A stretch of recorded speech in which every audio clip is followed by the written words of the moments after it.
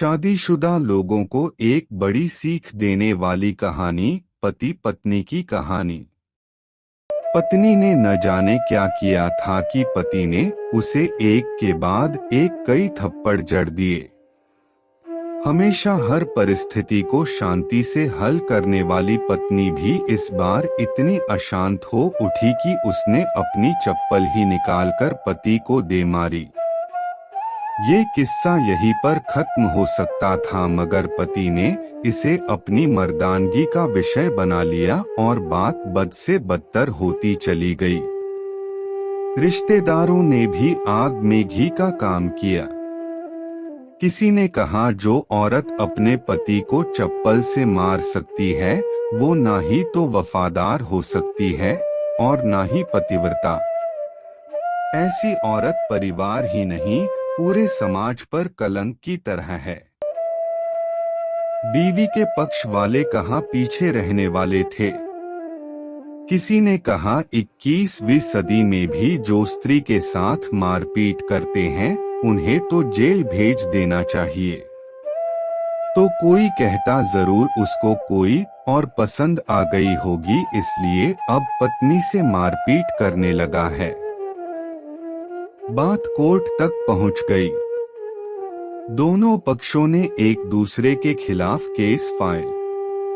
पति ने चरित्रहीन होने का तो पत्नी ने दहेज और शारीरिक उत्पीड़न का आरोप लगाया। 2 वर्षों से अधिक समय के लिए केस चला था। इन 2 वर्षों के दौरान दोनों पति पत्नी अलग अलग रहे थे। इन 2 वर्षों के दौरान दोनों पक्षों के समर्थकों की संख्या कम हो गई थी। पहले जहां दोनों पक्षों में समर्थकों का समूह होता था, अब गिने चुने लोग रह गए थे। पति और पत्नी दोनों की आर्थिक स्थिति भी इस समय के दौरान नीचे गिर चुकी थी। जिन्हें वो अपना शुभचिंतक समझ रहे थे, पैसों की बात आते ही उन्होंने भी अपना पलड़ा झाड़ लिया था। अगर कोई देने को राजी भी हुआ तो मोटे ब्याज की शर्त पर। आखिरकार वही हुआ जो सब चाहते थे, डाइवोर्स। हर कोई खुश था, दोनों पक्षों के रिश्तेदार, उनके माता पिता और दोनों के वकील। लेकिन 5 साल की सुखद शादी और एक सुंदर बेटी होने के बाद मिले इस डाइवोर्स से पत्नी मूक थी और पति शांत। शायद ये एक इत्तेफाक ही था कि इस खुशी को मनाने के लिए दोनों पक्ष के लोग एक ही चाय की टपरी पर बैठे आमने सामने। इत्तेफाक इसलिए क्योंकि ज्यादातर लोग जो एक दूसरे के विरोध पक्ष को सपोर्ट कर रहे थे वे एक दूसरे को अच्छे से जानते भी नहीं थे। पति पत्नी भी इन सभी से दूर एक दूसरे के सामने मेज पर बैठे। पत्नी ने पति से कहा, अब तो खुश होंगे ना, तुम्हारे मन की जो हुई है, तुम भी तो आज जीत गई हो। मुझसे तलाक तो तुम्हें भी मिल गया है, पति ने कहा। तलाक को तुम जीत का प्रतीक समझते हो, पत्नी ने पूछा। पति चुप रहा। थोड़ी देर की शांति के बाद पति ने कहा, मुझे तुम्हें 3 लाख रुपए अभी और हर महीने 9,000 देने का आदेश है। अभी मेरे पास पैसे नहीं है, इसलिए हमारा मतलब मेरा जो सिटी में फ्लैट है उसे तुम्हारे नाम कर देता हूँ। पत्नी बोली, लेकिन उस फ्लैट की कीमत तो 18 लाख की है। हाँ, लेकिन हमारी बेटी तुम्हारे साथ है और आगे जाके उसके खर्चे भी बढ़ेंगे, तुम्हें थोड़ी आसानी होगी।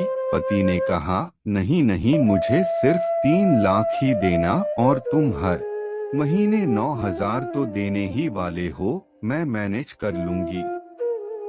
अगर 3 लाख नहीं है तब भी कोई बात नहीं, पत्नी बोली।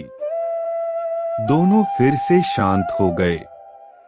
पति सोचने लगा, कितनी भोली और समझदार है ये औरत, जो कुछ समय पहले तक मेरी पत्नी थी और अब अनजान। ये वही है जो कम से कम खर्चे में घर चलाती और पैसे बचाकर मेरे जन्मदिन पर हमेशा मेरे लिए नए कपड़े और जूते खरीद लाती।